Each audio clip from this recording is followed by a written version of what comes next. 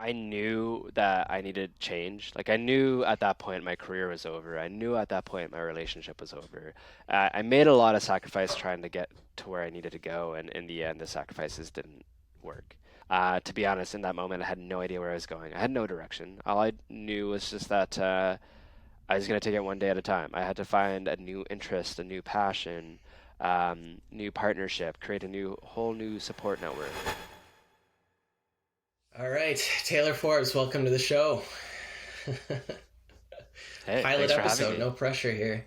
I don't know if you Yeah, it's a pilot. remember, I said I was going to start this 4 years ago under very different pretenses and came Hmm. to the conclusion that now with this project was the right time to finally start the podcast. So we're Yeah, we're getting yeah, there. we're doing it. This is it. Welcome. All right, man. Tell me about the world of a professional triathlete. What do people underestimate about that lifestyle? Oh, that's a big first question. Like right out the gate, a really big question, a lot to unpack. I I'll start off by saying that like a traditional training week ends up being about 25 to 30 hours of exercise a week, which, in terms of like working a full-time job where sometimes you're working overtime and it's like 60 hours a week, it doesn't sound like a lot, but 30, think about like what it means to do 30 hours of exercise. So, um, and it's everything else around that training that's like really challenging. So you're putting in the 30 hours, you're exhausting yourself to the limit, but you also have to recover. You have to eat properly. Um, like all of that comes into play, and it ends up becoming just like this ridiculous full-time, all-consuming passion. Um, when I say all-consuming, I really mean all-consuming. Like it really takes up every aspect of your life. Like you have to make sacrifices in terms of family. You have to make sacrifices in terms of your partner. Your partner themselves have to make sacrifices on your behalf, and it becomes really tough. I like. I think my biggest challenge was keep staying in touch with friends, seeing my family, and prioritizing enough time and emotion to my partner, who, you know, you could probably ask her and she'll tell you that it's tough. It's very tough dating a triathlete. It's not easy, but and then the other aspect of it is always, you're always fighting for funding. You're always fighting to perform well enough to make enough money to make it to the next level. It's stressful. You're sacrificing, your other career goals outside of sport.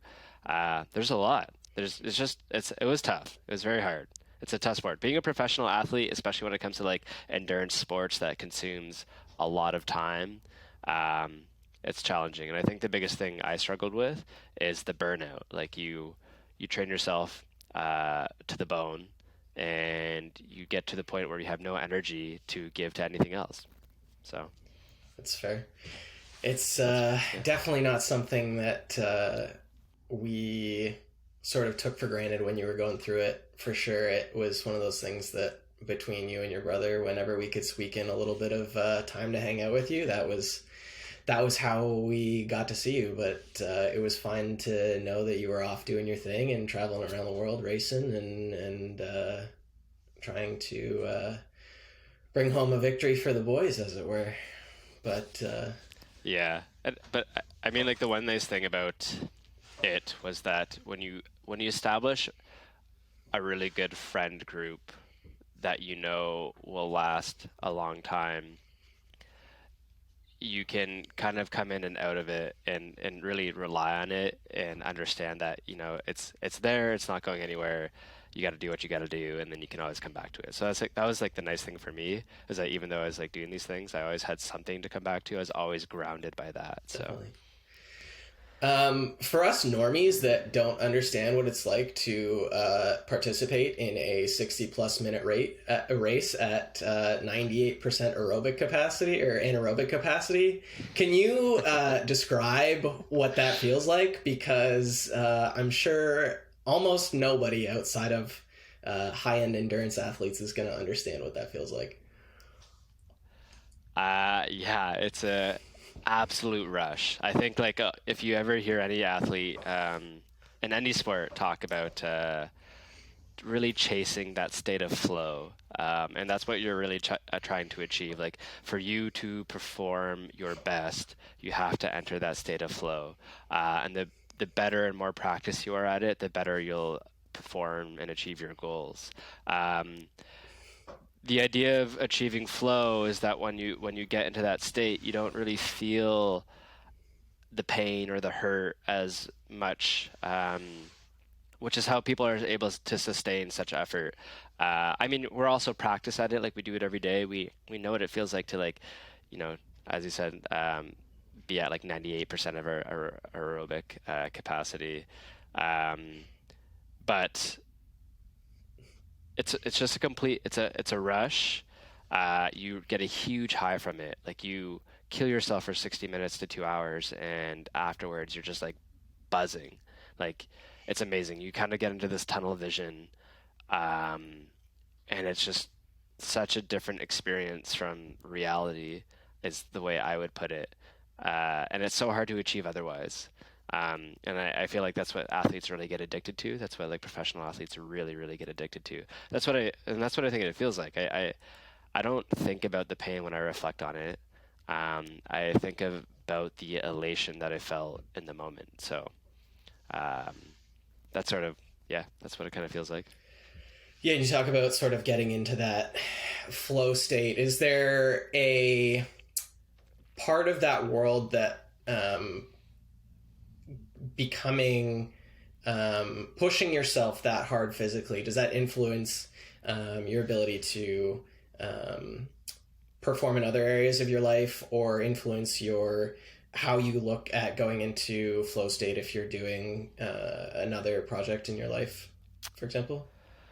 Yeah, that's actually a really good question because when I retired from sport and I started entering the work world and started building my career, like I went to school and started building more of a career, um, there was two components to it. One, I felt if I was able to consistently work on something and be very intrigued by it, if I had an interest in it, it was easier for me to get into, or at least close to a flow state. I wouldn't say it's like, I wouldn't say it's the same thing, but I could feel myself sort of like building up to that state.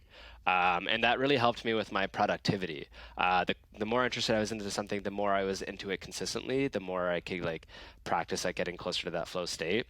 Um, the other thing was finding work or like subject material that sort of invoked my competitive drive, which I've been having a hard time doing, and sort of why I started more leaning towards the work that I do with labor relations because it is relatively competitive, and I finally found something that's been able to like light a fire under my butt, basically. So, uh, yeah, I think being consistent in your work and doing something that you're very interested in, couple those two things together, and you will find that it'll be easier to achieve that flow state. Um, so that's how I've been able to manage it. That's how I've been able to get close to it. I haven't quite felt that same, you know, tunnel vision experience yet, but I feel like I'm getting closer. It's tough. It's one of those things where there's definitely been experiences in my life where you understand when you're in that flow state and you like look up and it's been 6 hours and you're like, well, oh no, like Yeah, what happened? Um, and that's then exactly it. there's Yeah. other areas where you're like, okay, this just needs to get done. So finding where you can find that sweet spot and try Yeah. to move yourself more in that direction as much as you can. That's the way to go about it. Yeah. And that's the biggest challenge is like finding the sweet spot. Like it's so hard to enter the flow state in general for anybody. but even getting close to it or even building up to it is really important because it does help with productivity, does help, you know, with energy levels and performing well. And it's funny that like, yeah, it's time elapse. Yeah. Hours go by. You talk about like an hour or 2 hours of like effort in a race. It feels like 30 seconds by the time you're done because you don't know what's happening. You're kind of just like acting on instinct because you're in that state. So, Fair. Uh, on top of your time as a triathlete, you're also a pretty uh, decorated cross country slash track and field runner. You ran varsity for McMaster during your time there. What's one of the big takeaways that you have from your time, um, maybe different from triathlons, which has a small team aspect to it, but going into more of a, especially a varsity atmosphere on the McMaster cross country team? mhm. Yeah, I mean, like being on a team has its pros and cons. I liked individual sports because it teaches yourself accountability. Like you're only accountable to yourself. You only have yourself to blame. You only have yourself to reward in a sense, other than like, you know, your support team, of course. But when it comes to team sports, it's a little bit more complicated, but it also provides a lot of valuable learning opportunities and life lessons. I found being on the varsity team at Mac taught me dependence, which I think can be more of a strength than than a weakness. Like being able to depend on someone is a true valuable virtue to have. A lot of people think of it as a weakness, but in reality, having someone there is it'll only help you and it'll only help them. You're there to build each other up. So I think that's what being on a team has really taught me, and also like the influence of being on a team. Like I went to McMaster, and I'm not an academically inclined individual, but all my teammates were very academically inclined, and I wanted to perform as well on them, not only on the cross country field or whatever race course, but I also wanted to perform as well as them when it comes to my academics and like outside life as well in terms of volunteer opportunities, etc. So it's a positive influence. It teaches you that dependency is valuable, and yeah, it's like just those are some components that you just don't get when you do individual sports. Definitely.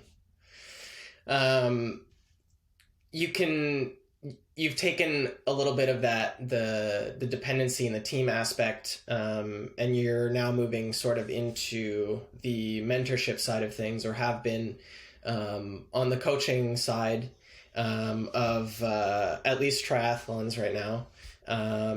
And so what are some of those maybe big pieces of information that you can bring along from both your time as an athlete and as a teammate, and how do you move from that student into a teacher role?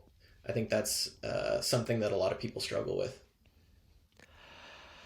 Yeah, so being an athlete, I really lost sight of the big picture. I was so focused on fine tuning the details that I really was losing sight of why I was there, why I was doing what I was doing, but also losing sight of my bigger goals. I was so nitpicky on like certain little things, and I was getting bent out of shape, and I was being put in a bad mood just because I was missing small metrics that really didn't matter in the moment, and it didn't matter in the long run, especially. So when I transitioned from being an athlete into a mentor slash coach, what I've learned being on the outside, kind of looking in a sense, is that the picture is what matters. Keeping focus on those long-term goals is what really matters. You're gonna hit road bumps. You're gonna have hiccups, um, and in the end, what matters the most is consistency. You can like day to day, month to month, year to year consistency will will provide you more value and allow you to perform better than anything else out there. And that goes for anything. Like honestly, anything. Like I find like consistency is what matters the most, especially when it comes to athletics. So as a mentor slash coach, what I tell my athletes all the time, or the athletes within the junior development series, I tell them that you to achieve your long term goals, you just need to be consistent and you just keep at it, and you need to go day by day and not worry about the small failures, but look at the bigger picture objectives and the bigger picture rewards. So Definitely. I think that's something that I've been noticing of late in my own life for sure too, is just the importance of consistency and sustainability when it comes to like actually making progress on the things you want to make progress on. And yeah, being okay to even forgive yourself a little bit when you have those days where you're like, man, the dog threw up on the carpet and we don't have any food in the house and I slept 5 hours last night. Like, life happens, and it's one of those things where yeah. one off day is not going to make or break your season as an athlete or whatever your uh, particular demand is. Yeah. Yeah, and that's actually a really good point because I think a lot of athletes they get caught up in the idea of perfect consistency. Like perfection is a thing that we all strive to achieve, but when I talk of consistency and when my past mentors and my coaches talk of consistency and how I talk to consistency now with my athletes, it's about a rolling or a balance of consistency. It is a balance of consistency because like not every day is going to be perfect, but if you show up like day in and day out, despite it, um, you'll see results. And one day is not going to be the same as the next, but yeah, that balance of consistency is what's important, not the perfect consistency. Definitely.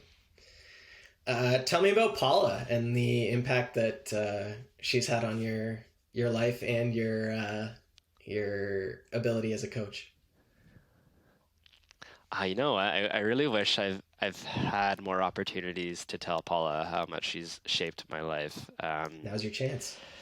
She, I know, right? Yeah, exactly. This is it. Man, she was a massive influence on me as a coach and a mentor. I feel um, she's the perfect amount of understanding, but the perfect amount of tough.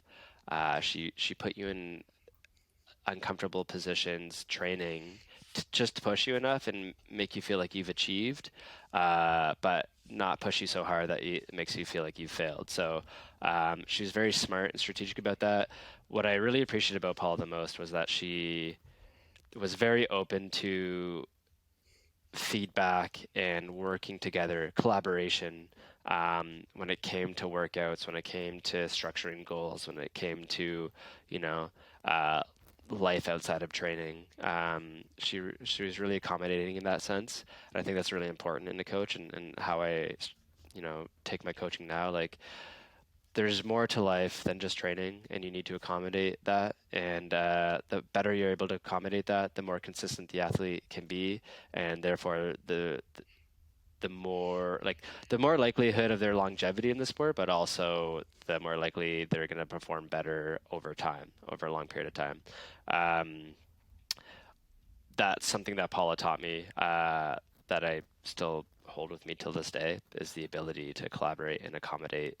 Um, just just phenomenal coach, and her results show it. Like her athletes are amazing, just even to this day. Like her much better than we were back then. Not to say that you don't have a couple of OUA medals under your belt there, Yeah, but yeah, yeah. you also, I won't toot your horn too hard for you, but from what I understand, competed during one of the most competitive eras of U sports. So we won't put that one Yeah. too high on the list.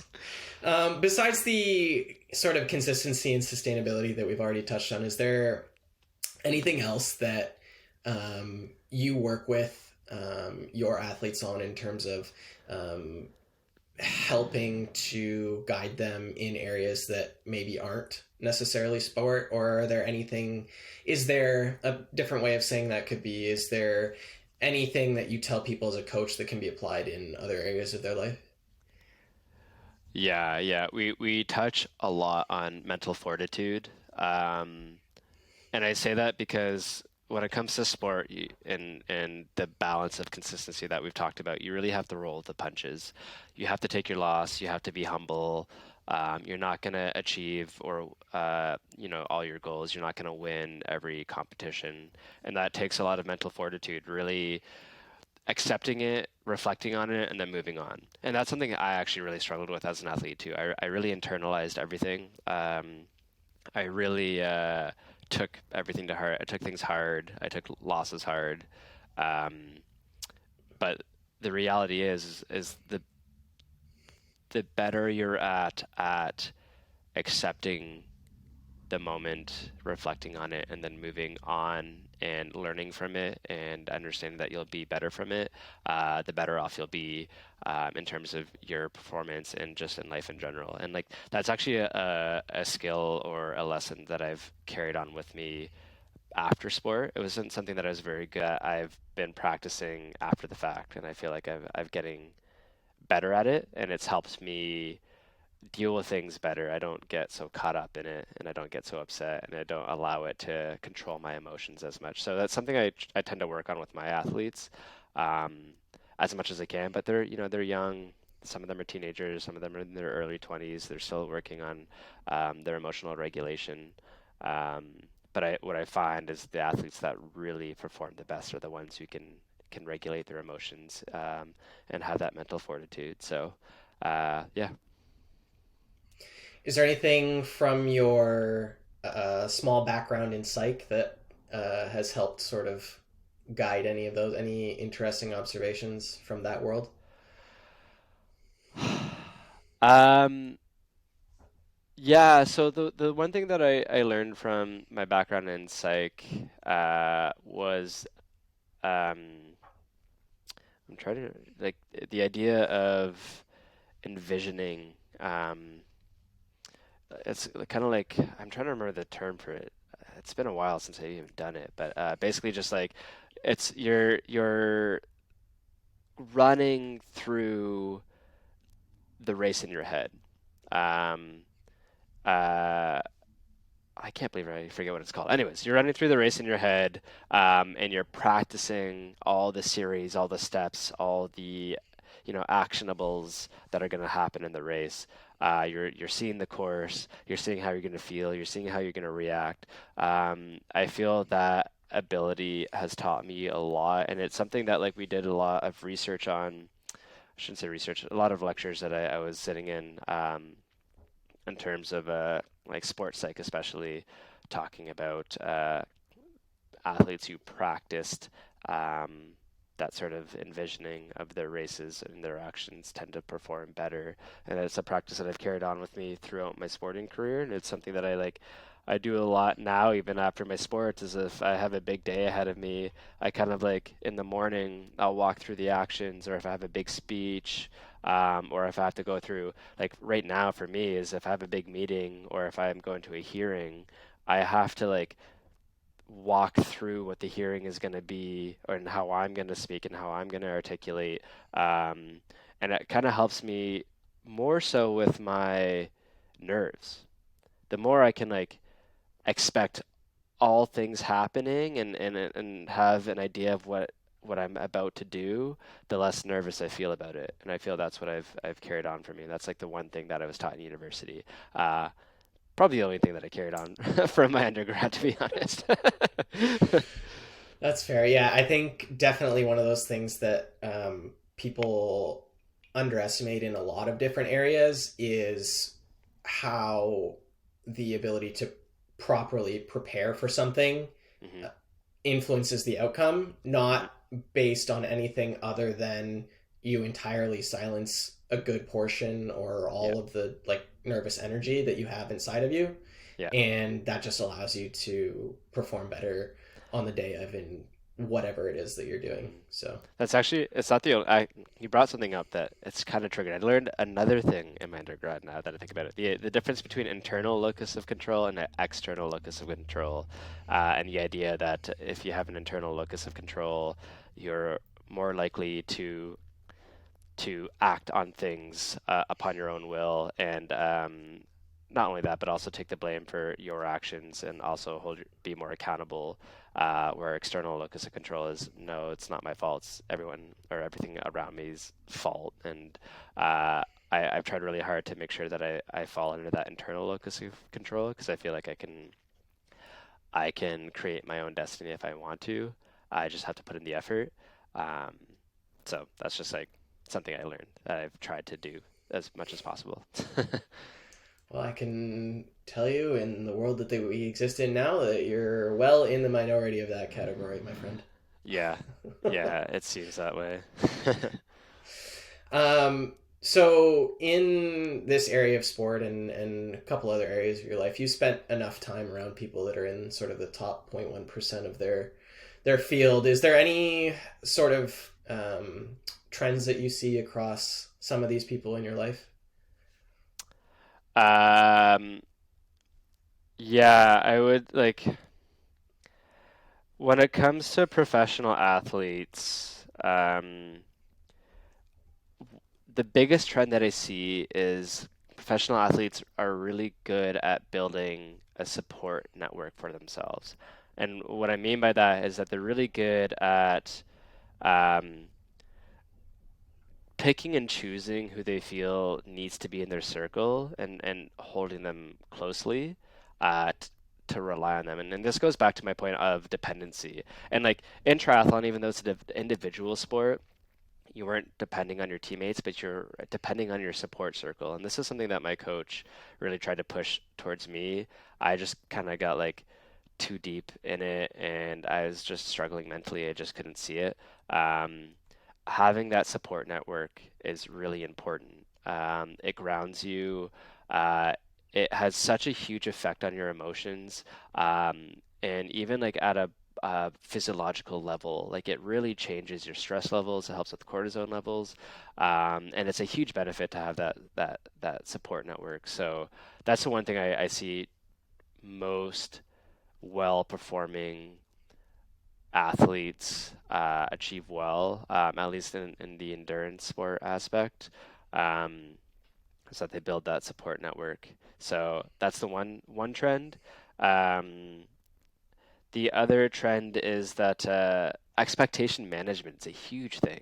I feel like athletes really struggle with this concept, is the idea of managing expectations so that they're realistic and achievable. I feel a lot of athletes and maybe people in life in general, and this is why they get, they have such a hard time trying to go towards certain things or create goals or achieve certain things, is that people set their expectations here, like at the very top, just like very high, rather than building levels to get to that, end goal. The more realistic you are with your expectations, the more likely you'll achieve them, the more likely your progression will continue onward. So those are the two things. Yeah. Um, it's one of those things. I It reminds me of a quote from Alex Hormozy when he's just talking about the idea that um, confidence is basically just a stack of evidence that you have in front of you that says you can do it, and building those expectations one little brick at a time, and not trying to fool yourself into believing that you can accomplish this thing when you've never accomplished this thing before, and how to realistically set those expectations. So I think that's a really cool insight there. Yeah, and that's good. And like to couple with that, I would say there needs to be you need a bit of imposter syndrome. You need to feel a bit of imposter syndrome to move on from one level to the next. Um, I call it fake it till you make it, but because that's what we had to do in sport. You moved up to the next level. You just had to like put yourself in there and hope for the best and learn from that experience. But you need to couple, yeah, expectation management with the idea of imposter syndrome, just a slight bit, not so much that you're overwhelmed and you can't, like I said, achieve your goal, but just enough that you feel uncomfortable to the point where you can grow from it. So, Hopping back to that support network idea for a minute, obviously, I would say that you have a pretty good one around you now. Um, but I know that rebuild took a little bit of time. And like, what would you say, not necessarily to an athlete, but someone in general that maybe doesn't have that support network around them, and how important that is, even just on a daily basis of doing those things that you're talking about, of regulating your emotions and making sure that you have a good grounding system around you. Hmm. Yeah, I think having a support network is one of the most important aspects or factors in life. It just helps you feel like you're not drowning in certain aspects. In any moment of life, like sometimes you'll be struggling. One of the things I felt like, and I'm going back to my days as an athlete, there was a point at which I felt lonely, not because everyone else was ostracizing me, but because I was ostracizing them. And without that support network, I felt like I was drowning. Um, and it's something that after sport, I've tried really hard to stay more connected with family and friends, and especially my partner. Um, because having that support network, at least you feel you have something to fall back on or someone to depend on. Um, and it's nice because when you need a break from something or you need to step away from something, it is nice to spend time with those people because it does take your mind off things. It does help regulate your emotions because you're focused on other things. You're not focused on the one thing that's like causing you turmoil. You're focusing on the things that you enjoy and that you love. So um, it's the one aspect that I didn't take into account as an athlete that I completely regret. And it's something that I plan on holding with me after the fact, after my retirement. So Perfect. We've yeah, so we've touched on this a couple of times now, but there's sort of a follow up question. Obviously, for a little bit of context, you basically retired from professional triathlons, professional sport, just about at the same time where you lost your partner of 5 to 6 years through a yeah, pretty tough breakup, yeah. and that all happened within the span of a couple months. So, what do you take out of that in terms of you basically had to basically reinvent yourself as an entire person at that point? So, what do you feel helped you in terms of reinventing your identity a little bit at that point in your life? Yeah, that was a really low point in my life, and like it was right around the time like my mom was diagnosed with cancer and the pandemic hit. Really shitty time. That was now that I think about it, that was pretty crappy. That was tough. I think I knew that I needed change. Like I knew at that point my career was over. I knew at that point my relationship was over. I made a lot of sacrifice trying to get to where I needed to go, and in the end, the sacrifices didn't work. Um, and it was a low point. I felt like when I was in that lowest point, I felt that I owed it to myself to come out of it as a different person, as a better person, learn from those experiences. To be honest, in that moment, I had no idea where I was going. I had no direction. All I knew was just that I was going to take it one day at a time. I had to find a new interest, a new passion, new partnership, create a whole new support network. And it was just, as you said within your analogy, it's building it block by block, step by step. Uh, and it just took time. But in the end, I just didn't give up. I mean, that sounds like super cliche and lame, but I couldn't just let triathlons, be my life and then end my life. I had to move on. And, when my mom was diagnosed with cancer, it really put things into perspective for me. Like, okay, like, so what? You retired from triathlons, you've lost your life passion, it is a big deal, but at the same time, you have so much to be thankful for, and you have other things you can do. Like, what I kept internalizing in my mind was that this is the perfect opportunity to chase something else that you might be passionate about that you haven't yet discovered. And that for me was like what drove me. The excitement of like, okay, I'm done triathlons, what else can I do? And what I noticed in observing my brother going through the same phase a few years before me was that he came out with a completely like new identity and enjoying life just as much, if not better. So, um, I think sometimes like really my advice to myself and my advice to other people is just keep pushing onward, build yourself back up block by block, step by step. Really take inventory of what's around you and who's around you, especially. And this touches back on the support network. If you can take inventory of who's around you and sort of cling on to that, um, you'll see a bit clearer. You won't be so focused on the negatives as much. And that's what really helped me through it. And also like my friends around me. It's like as a last thing is just like seeing my friends thrive in what they were doing and their interests and their passion.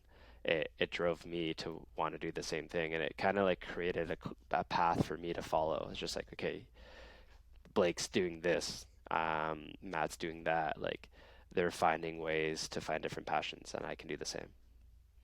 Definitely. And I think part of what people underestimate about all that too is just the gratitude piece. It's one of those things for me in my life where I know when I just take a step back and think about all the even the small little things that I have in my life compared to where some other people are and the struggles that other people go through, it just reminds me that almost any problem I have is almost inconsequential when it comes to the ranking of the order of problems, as it were. So Yeah. definitely one of those things that if you're able to take a step back and look at the macro picture instead of um, just being so in the weeds all the time, Yeah. it Yeah, helps. perspective is important, and I mean have had your fair share of tough times, and what I've learned from you is that perspective piece, especially. It's like you have done such a good job at keeping things in check when it comes to comparison or perspective, and I think one of the things I was challenged with the most was coming out of sport. Again, like it consumed my entire life. That's all I had. That's all I cared about. That's all I was passionate about. Um, and I lost perspective because of it. What I had to learn or regain was my perspective. And you're right. Yeah, it's an important thing to have. And it kind of helps you frame your mindset moving forward, um, and frame what your goals will be. So. What is it that you think maybe despite the distance or time and even the changes of groups surrounding it that has made sort of our friendship sort of last as long as it has? Um, is there any sort of lesson there? Yeah, that's a really good question. I actually get asked this a lot. Sorry, I keep getting phone calls. I get asked this a lot, um, not only from random people, but particularly like Drew, my partner. Um, she asks me like, how have you stayed in touch and remained friends with, friends that you've known since kindergarten, basically. Um, And I've always thought about it. I was like, what separates us? And obviously, people have like friend groups that are, similar, but what separates us from the usual people who develop friendships in university or after the fact? Um, I think I I really think for us, for me at least, my friends feel like home. And it's for me like home's important. Uh, and it's something that I always want to remember. Like I always want to remember where I'm from, obviously, but I always want to like go back home. So when I'm like with my friends, uh, I feel comfortable, and for me, it's like a matter of psychological safety too. I feel more psychologically safe with my friends that have been around since kindergarten versus anyone else. I feel like I can be completely authentic. I can be myself. I can, you know, say the things I want to say. without judgment. It and to me, those are like all important aspects, and it's a matter of building a relationship to the point where it almost becomes like family. You know, you don't always see your family all the time, but you can rely on each other, you can depend on each other, and you can feel safe around each other. And I feel that aspect of safety um, is what's really valuable. Um, but to be honest, I don't know. Like you have thoughts. You're in part of the same friend group. You tell me. Yeah, I mean, I think there's a lot of that there, and maybe just extending the branch of um, what you're talking about in terms of being able to have conversations without judgment. And I feel like Mhm. that's a something that's very sorely lacking right now, even within friends and family. I know it's been a Mhm. tough 4 or 5 years here, Yeah. and it's not necessarily getting better. So Mhm. um, I think that's definitely one of the things that I sort of hold most dear in terms of making sure that that's a part of my friendship with you and whoever Mhm. else I try to become good friends with. It's definitely um, something that I feel a lot of people are missing out on. And Yeah. not only being able to say things without fear of judgment, but also being able to um, open up and talk about more difficult subjects or nuanced subjects that people don't necessarily want to go near with a 10-foot pole anymore. Mhm. How can you continue to put people in your life that you can have those conversations with? Yeah, and I think like on that note too, I, you, I have family. Like I'll have family and friends that I disagree with on things, and I've always had family and friends that I've disagreed with on things, and we just have different beliefs sometimes, and I'm okay with that. Like it for me, it provokes a better conversation. Um, with the understanding of having a different take on things, but also being like reasonable about it, not like attacking each other. Like my dad and I fundamentally disagree on many things, but he's still my dad, he's still my family. I'll have the argument with him or the conversation with him, but in the end, two people were allowed to have different beliefs and we're allowed to have a conversation about it. Um, but he has my back, he supports me, I support him. It's just like a good example of what it means. And I feel like that's very true among our friend group too. Like all of us have we come from, sometimes like a bit of different backgrounds. We had like different upbringings, different experiences. We have different perspectives, different beliefs. But we all come together and we can talk about it and we can discuss it, but it doesn't matter as much as our relationship in the end. And I think that's what people lose sight of almost. It's just they let it get in the way of what you've built up, and that seems unfortunate. So that's my hot take on it. It's good. I totally agree. Yeah. What's the last thing you changed your mind about then? In terms of what? In terms Anything. of like What's recently? the last thing you changed your mind about? I have to think about this. I was a oh, okay. This is very relevant to my work now. Prior to working in the real world, I was a huge proponent for unions. I would still say like I still lean towards like the f- the f- I fundamentally agree with having unions because I do believe there needs to be a conversation of employers' rights and employees' rights. I think that has to happen. And when it comes to money, just unfortunately, like the employer has a lot more to spend when it comes to having those fights. So I think unions play a very important role. However, prior to working in the real world and prior to working in this field, I had this weird skewed idea that the unions were always the good guys and the employers were always the bad guys. That was just like my very black and white idea and vision. Like my ideology is very black and white on it. Working on the employer side in two occasions now, I would say that's not always the case. I would say um, that. the employer is not always the bad guy and the union's not always the good guy.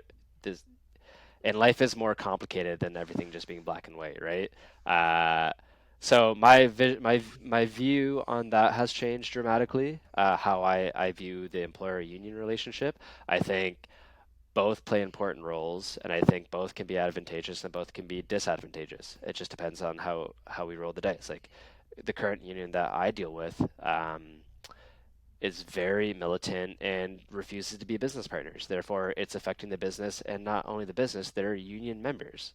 For whatever reason, they can't see that. I don't know. Don't ask me. I play on the employer side, so uh, that's something that's I've changed dramatically. However, I do think they both play an important role. So yeah, what do you think of that? That's exactly what I was looking for. It's one of the Yeah. questions that I tend to try to ask myself as often as I can. Hmm. Um, Definitely something that I uh, try to pride myself on is not being too entrenched in one particular set of Hmm. beliefs. Or obviously there's underlying values that are part of who you are, Hmm. and you want to remain true to those, but I don't feel like you ever want to hold one particular idea in your mind um, Hmm. so I don't know what the word I'm looking Yeah. for right now is, but so you hold on to it so hard that uh, It's any not. sort of information to the contrary about your belief um, Yeah. can't sway you from that, because at that Yeah. point you don't really have an idea or an opinion. You have more of an ideology, and Yeah. that's And you don't want it to not be malleable. I think that's the word you're looking for. Like if you're holding on to something so hard that it's not malleable, then you're not learning yeah. really. I think, and one of the things I've really learned too from being in my current role is that um, controlling the narrative to shape perspectives is like a huge game that's played within our field. So um, I'm trying to think of like how specific it can be with about this without getting in trouble. But You don't have to get the into it. We don't have just to like get anybody just in like trouble. say for instance like a union and a company are in a period of bargaining. And they want the public's interest. They want to hold the public's interest. They could reach out to a news article and say this is what's happened from their perspective, which is obviously the employer's the bad guy. Screw them. You guys should side with us, i.e., the public. Uh, and very unlikely is the employer willing to put out the same level of communication because they hold a bit more liability. So it is hard to understand all the context without being provided. And I do believe that like there people, entities, enterprises, they can say what they want.